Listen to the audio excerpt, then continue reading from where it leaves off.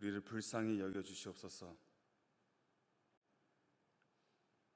이 시간 진리의 성령님께서 주님께서 우리에게 약속하신 것처럼 모든 진리 가운데 인도해 주시옵소서. 그렇게 행하신 주님만 기대하며 예수 그리스도 이름으로 기도합니다. 아멘. 네, 반갑습니다. 그리스도의 삶은 복음과 아주 밀접한 상호 관계가 있습니다. 사실 이 둘을 분리할 수 없죠.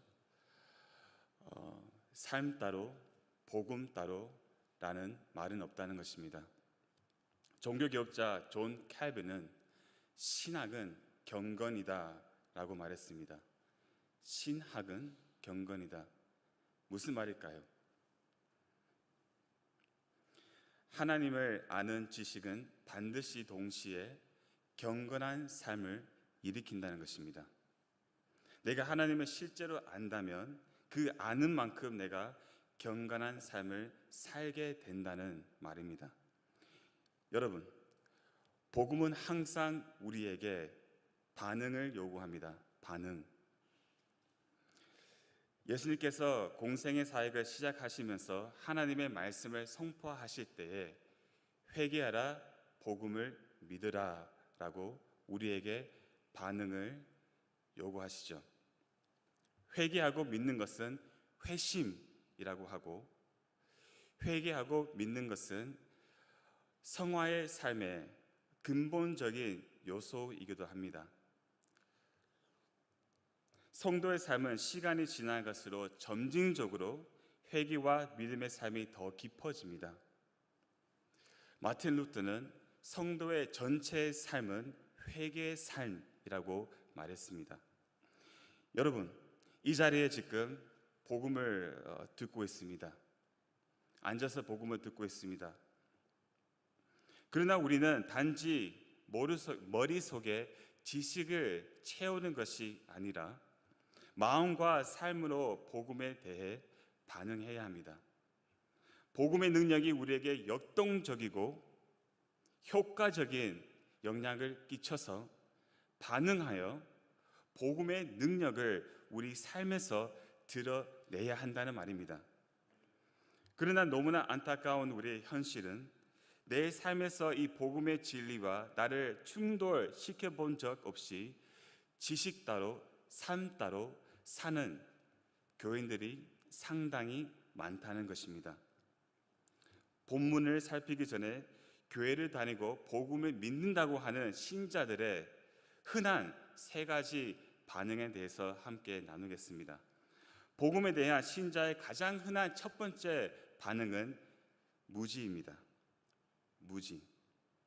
복음이 무엇인지 잘 모른다는 것입니다.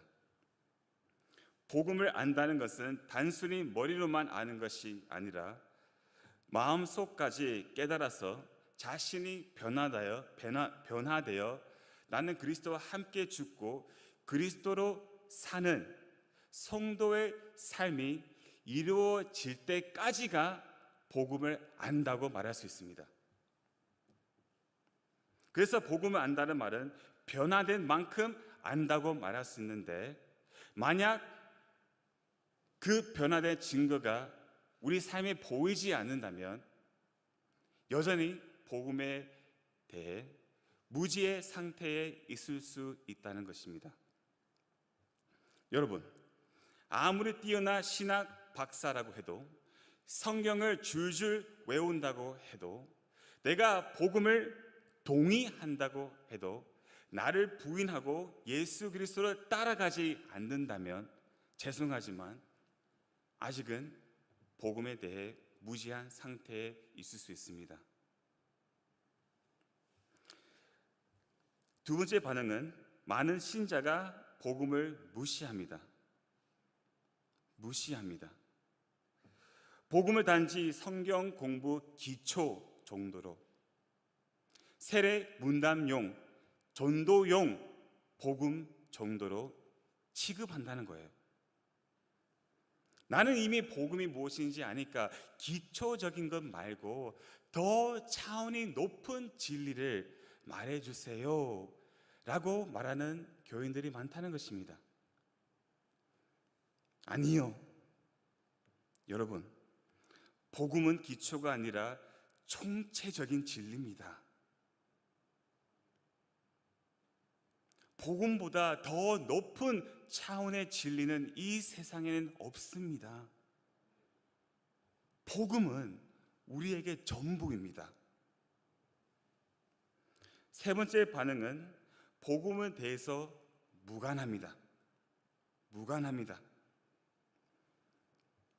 복음을 아무리 들어도 특별한 감격이 없다는 것입니다. 아무 감격도, 감동도, 열정도, 은혜도 되지 않는다는 거예요. 이런 증상은 특히 교회를 오래 다닌 성도들에게 나타나는 경우가 많습니다. 교회를 오래 다닐수록 더 뜨거워지는 경우도 있지만 더 냉정해지는 경우가 많습니다. 내가 복음을 부인할 수 없지만 확신하기까지는 어려운 것입니다. 확신이 없는데도 불구하고 교회를 좀 다니보니 집사가 되고 장로도 되고 드라마에 빠져서 감동의 눈물을 펑펑 흘리지만 십자가 앞에서는 눈물을 단 한 방울도 흐르지 못하는 신자, 교리적으로 인정하되 삶과 전혀 연관시키지 않고 십자가를 말하지만 삶에서 결정적인 순간에는 십자가와 나와 상관이 없는 것, 이런 비극적인 형상이 바로 복음과 무관한 삶입니다. 자, 그렇다면 복음에 대한 올바른 반응은 과연 무엇일까요? 그 답은 오늘 본문에서 나옵니다. 결론부터 말씀드리자면 복음에 대한 올바른 반응은 순종입니다. 무엇입니까? 순종입니다. 우리가 이 순종이라는 말을 여러 면에서 정의할 수 있겠지만 헬라어로 보면 이런 뜻이 있습니다. 아래서 듣는다. 아래서, 밑에서, 아래서 듣는다 라는 뜻이 있습니다. 그 기본적인 의미는 들은 것에 자신을 두고 따라서 들은 것에 복종하고 순종한다는 것입니다. 그러니까 여러분, 복음을 들을 때 그냥 듣는 것이 아니고 반응하여 순종까지 나아가야 한다는 것입니다.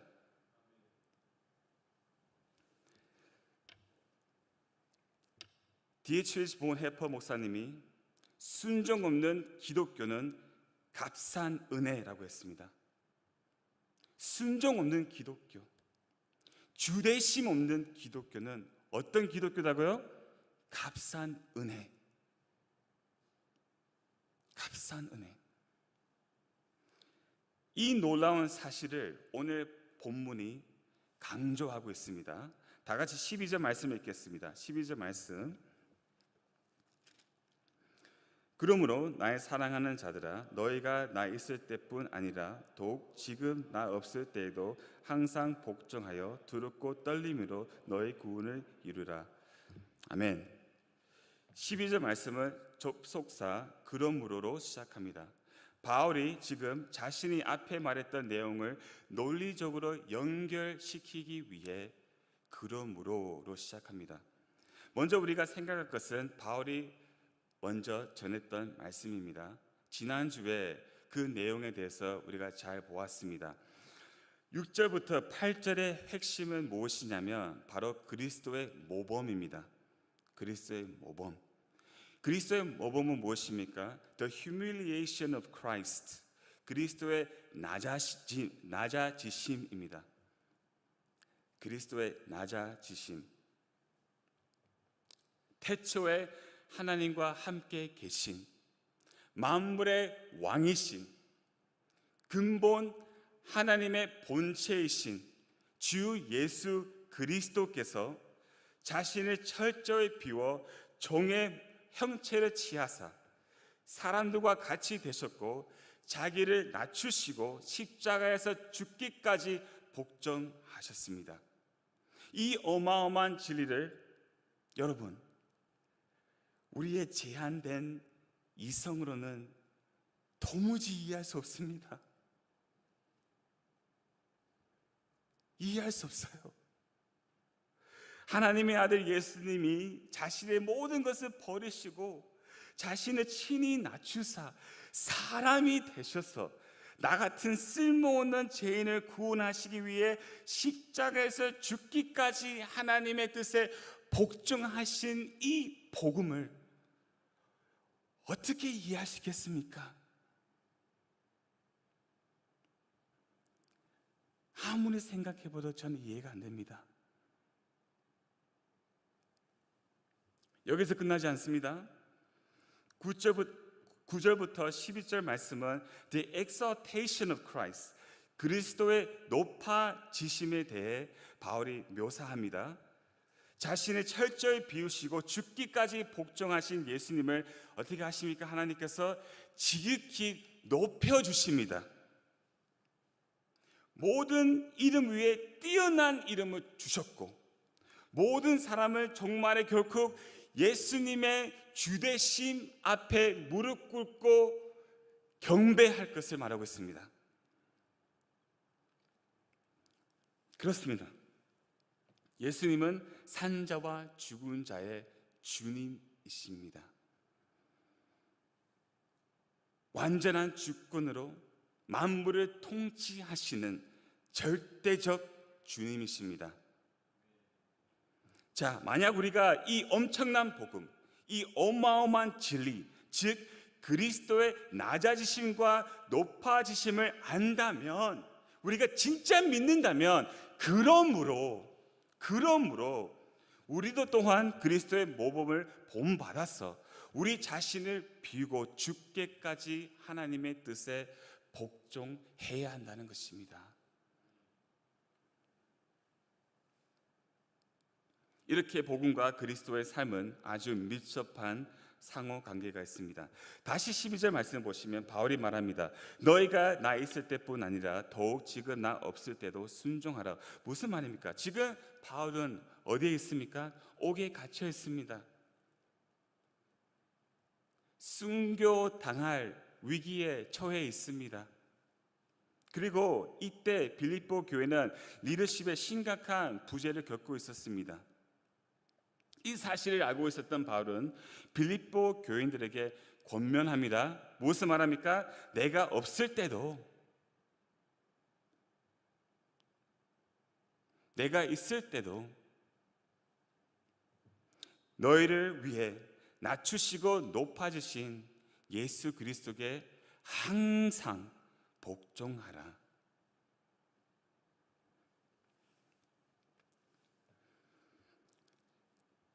우리는 사람들 앞에서는 충분히 하는 척을 할 수 있습니다. 하는 척, 믿음 있는 척, 경건한 척, 사랑하는 척, 언제든지 잘 가면무도회를 할 수 있습니다. 우리는 교회에 있을 때 원하는 이미지를 유지합니다. 저도 잘합니다.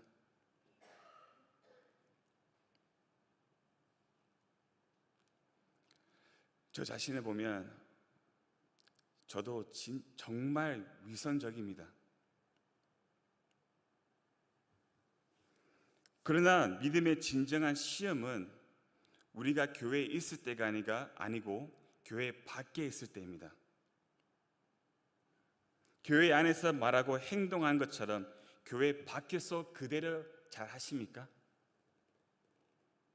교회 안에서 하는 것처럼 교회 밖에서 잘 하십니까? 정말 어렵죠. 하지만 그리스도인의 목표는 꾸준히 한결같은 모습을 보여주는 것입니다. 특별히 가까운 사람에게 더 잘해야 됩니다. 잘 안 되지만 여러분, 아무도 나를 보지 않을 때 과연 나는 누구일까요? 한번 생각해 본 적이 있습니까? 내가 홀로 있을 때, 그 은밀한 곳에 있을 때 내가 생각하고 행동하는 그 나가 바로 진짜 나입니다. 사람의 시선이 없을 때, 내가 혼자 있을 때 그 모습이 진짜 나입니다. 여러분, 성도는 자신의 영적 힘과, 이 부분을 잘 들어주시면 감사하겠습니다. 성도의 자신의 영적 힘과 성장을 위해 목사나 다른 직분자나 교사나 다른 성도에게 의존해서는 안 됩니다. 저를 비롯하여 우리는 사람을 의존하는 경향이 우리 안에 있습니다. 아니요. 바울이 그것을 하지 말라는 것입니다. 우리의 진정한 모범은 예수 그리스도이시며 오직 성령님의 능력으로만 우리는 그리스도의 삶을 살 수 있습니다. 사람을 의존하지 마십시오.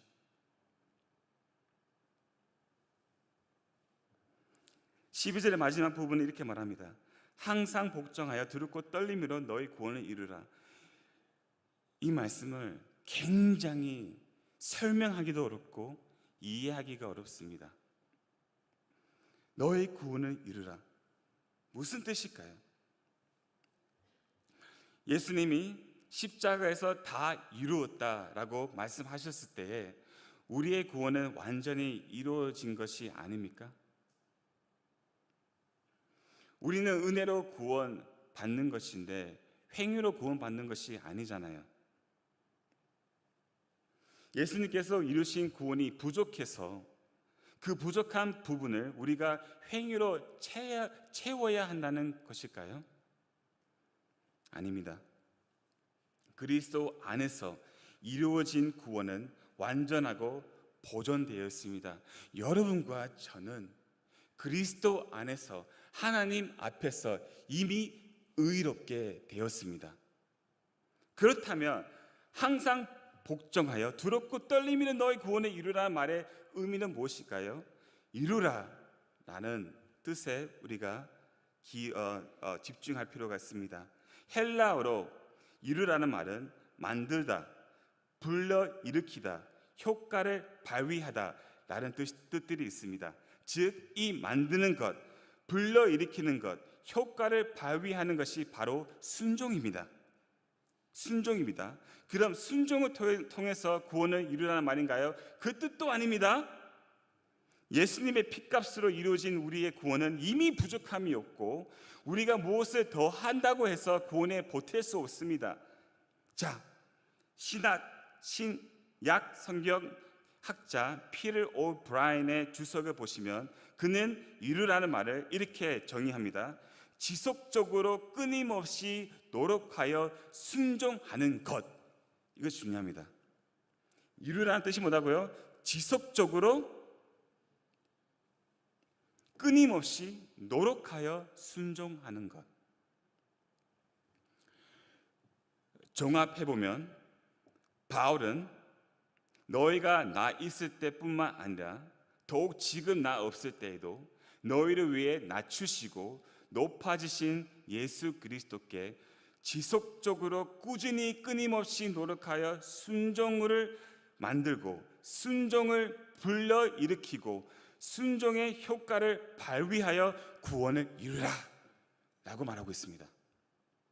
바로 이 뜻입니다. 쉽게 말씀드릴게요. 쉽게. 복잡하잖아요. 쉽게 말씀드리는 겁니다. 구원 받았다면 순종하라는 것입니다. 계속 순종하라는 것입니다. 이 말입니다. 어떻게 이것이 가능할까요? 다 같이 13절 말씀 읽겠습니다. 13절 말씀. 너희 안에서 행하시는 이는 하나님의 신이 자기의 기쁘신 뜻을 위하여 너희에게 소원을 두고 행하게 하시나니. 호동민 지사님께서 기도 가운데 이 말씀을 인용하신 것 같은데, 순종은 우리가 해야 하는 우리의 책임입니다. 그렇죠? 우리의 책임입니다. 그리스도의 삶은 수동적인 것보다 능동적입니다. Let go and let God, 이런 개념이 아니에요. 수동적입니다.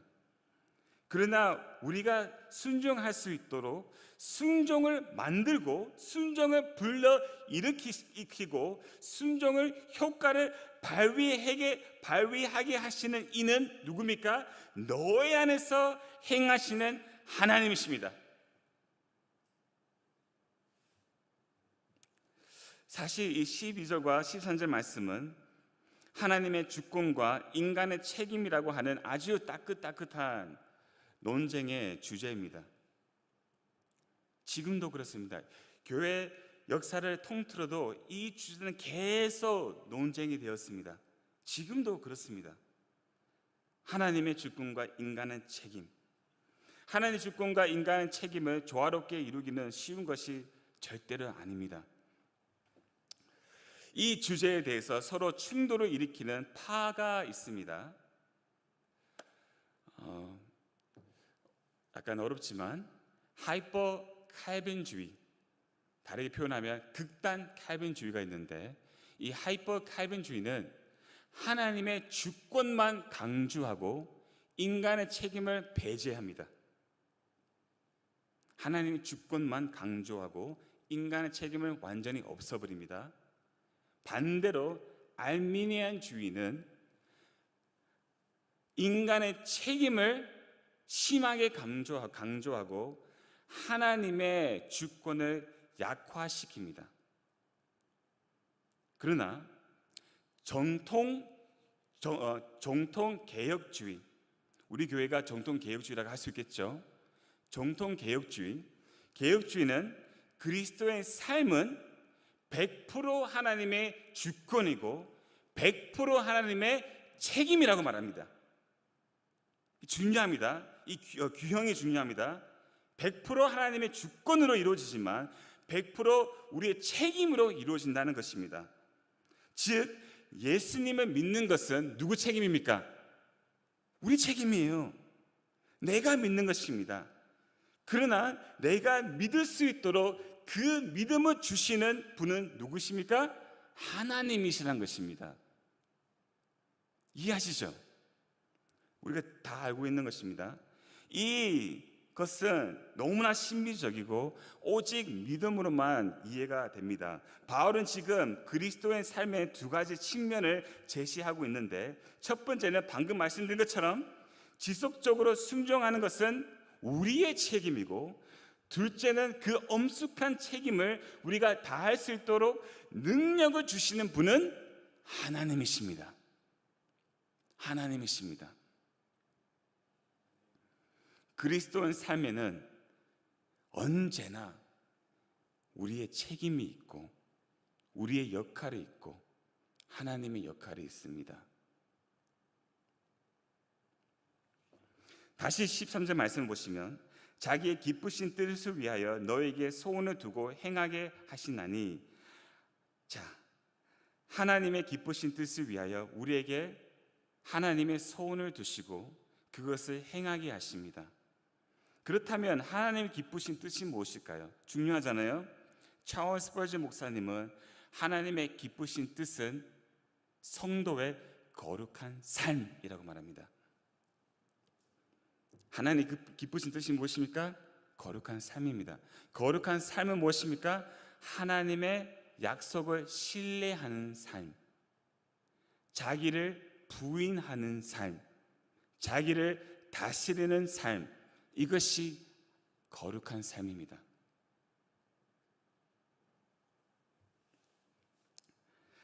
즉 바로 이것이 그리스도의 모범입니다. 제가 시작할 때 말씀드린 것처럼 이것이 그리스도의 모범입니다. 나를 비우고 내 뜻을 버리고 나를 부인하여 나를 낮추고 모든 사람의 종이 되고 죽게까지 하나님의 뜻에 복종하는 것이 뭐라고요? 하나님의 기쁘신 뜻입니다. 기쁘신 뜻입니다. 그래서 바울이 바로 이어서 거룩한 삶에 대해서 말합니다. 15절 말씀입니다. 이는 너희가 흠이 없고 순전하여, 거룩이죠, 어그러지고 거스리는 세대 가운데서 하나님의 흠 없는 자녀로 세상의 그들 가운데 빛들로 나타내며, 아멘, 흠이 없고 순전한 거룩한 하나님의 자녀로서 이 어그러지고 거스리는 세대 가운데서 빛을 나타내야 한다고 합니다. 어떻게 해요? 어떻게 나타납니까? 14절 말씀입니다. 모든 일을 원망과 시비가 없이 하라.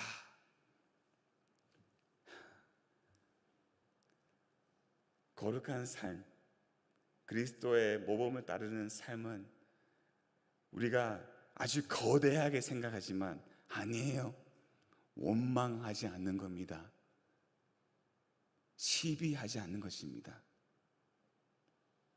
단순하지만 굉장히 어렵습니다. 너무나 어렵습니다.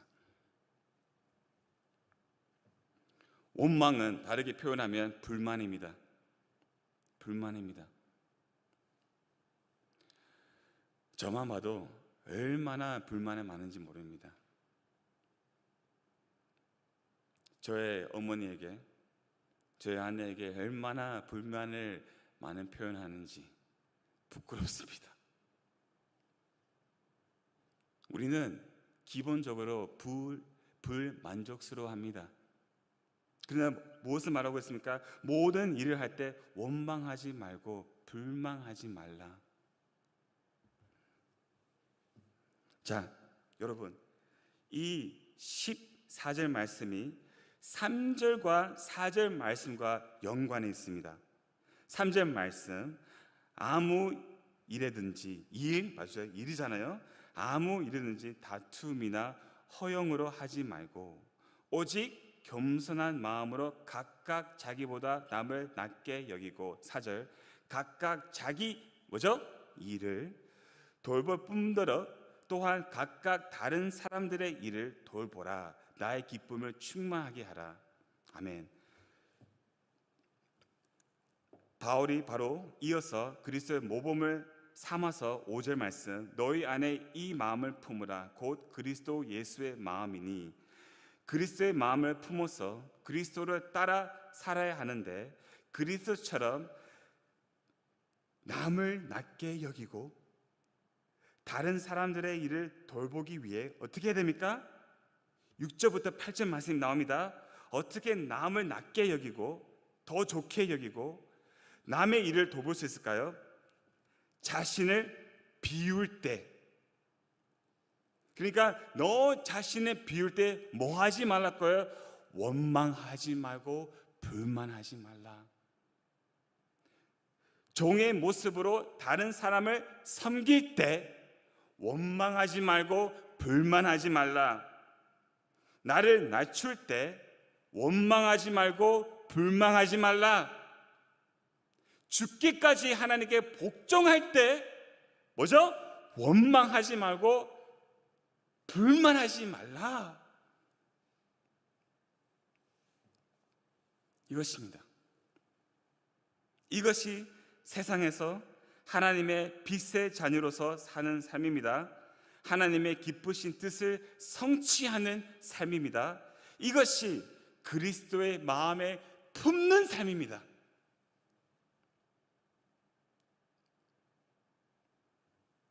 여러분,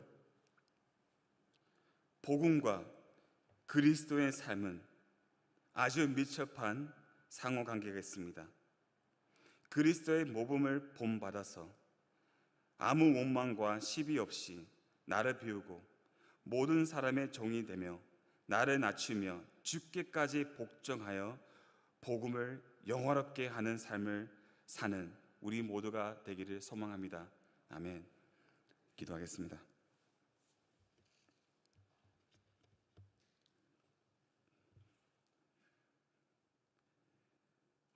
하나님,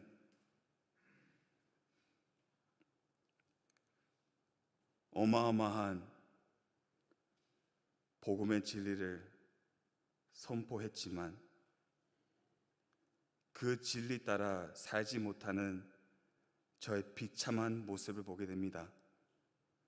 오 하나님, 우리를 불쌍히